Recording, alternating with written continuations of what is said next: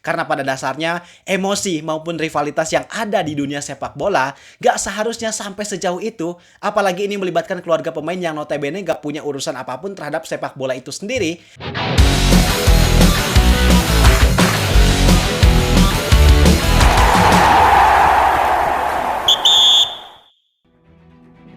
Yang namanya pertandingan sepak bola memang gak pernah lepas dari yang namanya emosi. Luapan emosi ketika pertandingan berlangsung dinilai jadi hal yang wajar karena banyaknya momen yang bertensi tinggi. Dan selagi emosi tersebut bisa dikelola dengan baik dan tidak melewati batas wajar, maka itu merupakan part of the game.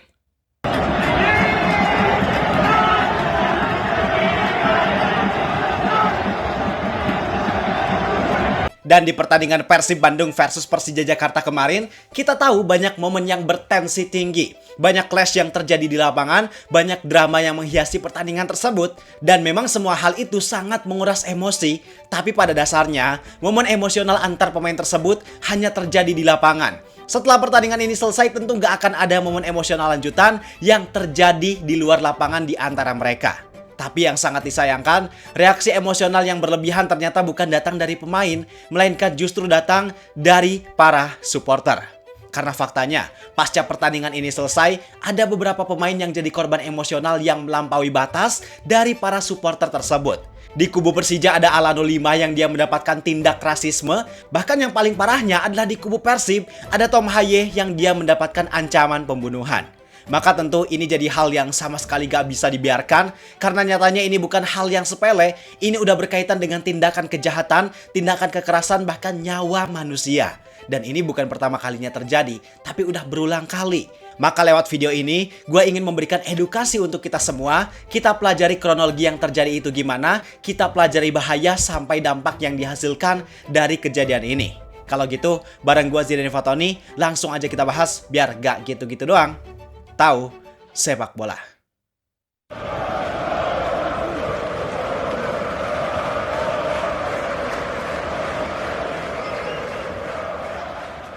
Pertama, sebelum kita bahas tentang kronologinya, gue pengen memberikan penjelasan. Gue pengen memberikan penekanan bahwa yang namanya tindak kejahatan yang dilakukan di sosial media itu merupakan bentuk kejahatan yang nyata. Memang ada banyak pihak yang care, banyak pihak yang peduli, tapi pasti gak sedikit orang juga yang agak skeptis terhadap tindakan negatif yang dilakukan di sosial media. Banyak yang menganggap remeh tindakan ini, karena mereka mikirnya, cuma di sosial media, pasti nggak serius, pasti cuma emosi sesaat, orangnya juga kita nggak tahu siapa dan belum tentu si pelaku tersebut bakal ketemu sama targetnya. Nah, kalau ada yang berpandangan seperti ini, jelas itu adalah pandangan yang salah besar. Dan yang banyak dilupakan oleh sebagian orang bahwa memang setiap individu memiliki kebebasan berekspresi. Tapi bukan berarti kebebasan berekspresi tersebut gak ada batasannya.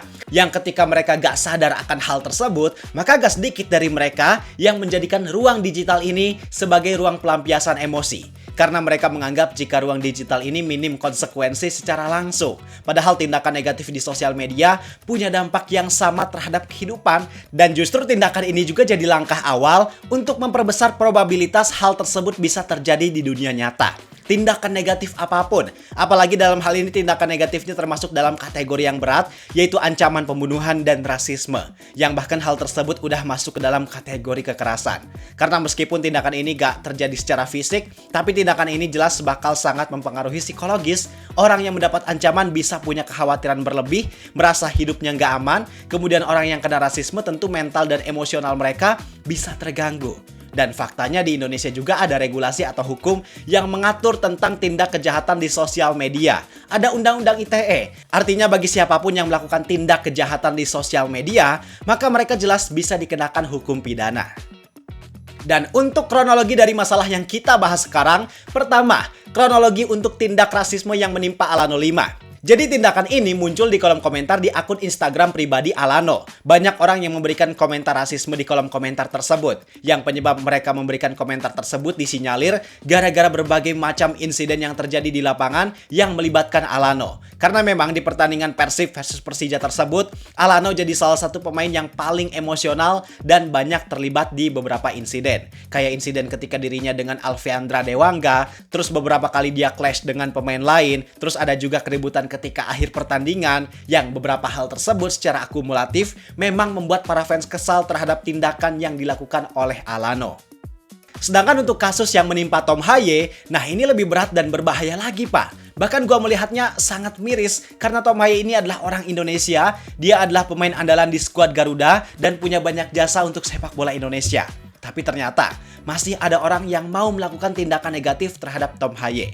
Jadi Tom Haye dalam unggahan story di Instagramnya ngasih statement bahwa dia merasa senang dan bangga atas kemenangan di laga derby melawan Persija. Bahkan Tom Haye juga punya keyakinan bahwa sepak bola Indonesia punya potensi yang besar untuk kedepannya bisa lebih baik lagi. Tapi di saat yang sama, Tom Haye juga merasa sedih karena menurutnya ada banyak pertandingan di BRI Super League yang ternodai oleh sikap yang kurang sportif. Banyak pelanggaran gak perlu, sehingga hal tersebut justru merusak kualitas dari permainan. Dan satu hal yang paling parahnya adalah Tom Haye ternyata mendapat pesan ancaman pembunuhan dan pesan yang mengerikan terhadap dirinya, bahkan yang paling parah kepada keluarganya. Gila kan? Jelas ini jadi hal yang benar-benar melewati batas. Karena pada dasarnya emosi maupun rivalitas yang ada di dunia sepak bola gak seharusnya sampai sejauh itu. Apalagi ini melibatkan keluarga pemain yang notabene gak punya urusan apapun terhadap sepak bola itu sendiri. Maka di sini jelas sangat dipertanyakan di mana akal sehat si pelaku tersebut. Atau jangan-jangan dia gak punya akal sehat. We don't know. Dan yang jadi penyebab dari kasus yang menimpa Alano maupun Tom Haye adalah emosi para fans yang berlebih. Emosi yang melewati batas tanpa bisa dikontrol. Pada dasarnya ketika memang ada tindakan yang kurang baik dilakukan oleh pemain di lapangan, memang wajar jika membuat para fans emosional. Tapi ketika rasa emosi tersebut diluapkan secara tidak bijak, maka itu yang jadi masalah. Mereka boleh kalau mau mengkritik performa, mereka boleh kalau mengkritik sikap atau tindakan yang dilakukan pemain di lapangan. Tapi ketika kritik tersebut justru dilampiaskan dengan bentuk caci maki, dengan tindakan rasisme, bahkan sampai ancaman yang menyerang identitas dan pemain yang bersangkutan, maka itu jelas udah menyentuh kejahatan moral dan hukum. Begitu seseorang melakukan tindakan tersebut, maka dia bukan lagi supporter, melainkan dia adalah pelaku kekerasan yang sangat bisa dikenakan hukum pidana. Dan tentu kita sepakat bahwa ini adalah hal yang sangat serius karena dampak yang terjadi khususnya untuk pemain atau bahkan untuk sepak bola itu sendiri sangat banyak. Mulai dari dampak untuk pemain, untuk Alano, tindakan rasisme yang dia terima jelas dampaknya jauh lebih merugikan dibanding kritik teknis terhadap performa yang dia miliki. Apalagi secara psikologis, Alano mungkin bisa merasa terasingkan, dia bisa merasa memiliki trauma atau bahkan dia gak merasa dihargai sebagai manusia. Dan harusnya kita merasa malu jika hal tersebut terjadi terhadap Alano karena dia adalah warga negara asing, dia adalah tamu di sini, tapi kita gak bisa memperlakukan tamu kita sendiri dengan baik. Sedangkan untuk Tom Haye, dampak yang dirasakan jelas lebih merugikan lagi. Karena ancaman yang dia terima jelas bikin dia ngerasa gak aman, bikin dia ngerasa khawatir. Bukan cuma soal karir, tapi tentunya soal keselamatan hidup dirinya dan keluarganya. Yang hal tersebut jelas bisa berdampak terhadap kehidupan pribadinya. Dia bakal merasa cemas yang berlebih, bahkan bisa juga berdampak pada menurunnya fokus dan performa di lapangan. Memang dampaknya nggak terlihat langsung secara kasat mata, tapi itu semua hal yang nyata, Pak. Dampaknya jelas benar-benar sangat berpengaruh terhadap psikologis maupun kehidupan. Sedangkan untuk sepak bola Indonesia, ini yang sering dilupakan oleh banyak orang karena memang dampaknya nggak kerasa sekarang, tapi jika kejadian ini terus terjadi berulang, jika supporter nggak ada kesadaran untuk berubah, dan jika nggak ada tindakan yang dilakukan, maka bisa jadi ini membuat Liga Indonesia dicap sebagai liga yang nggak aman, pemain asing maupun pemain diaspora bakal mikir dua kali untuk datang dan berkarir di sini, bahkan bisa juga hal ini jadi catatan negatif untuk pihak eksternal, mulai dari sponsor AFC bahkan FIFA, yang tentunya bakal banyak berpengaruh untuk sepak bola kita.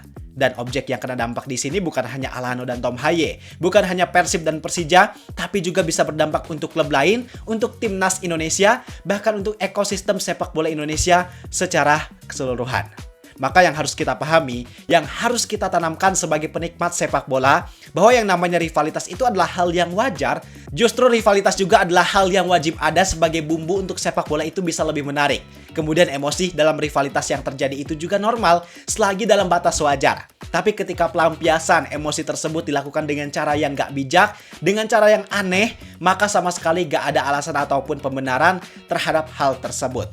Karena whatever, mau rivalitasnya setinggi apapun, mau tensi dan emosi pertandingannya sepanas apapun, pada dasarnya sepak bola itu bukan ruang kebencian. Melainkan sepak bola adalah ruang untuk menyatukan, untuk hiburan, dan juga ruang untuk adu prestasi.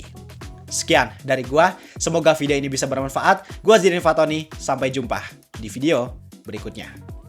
See ya.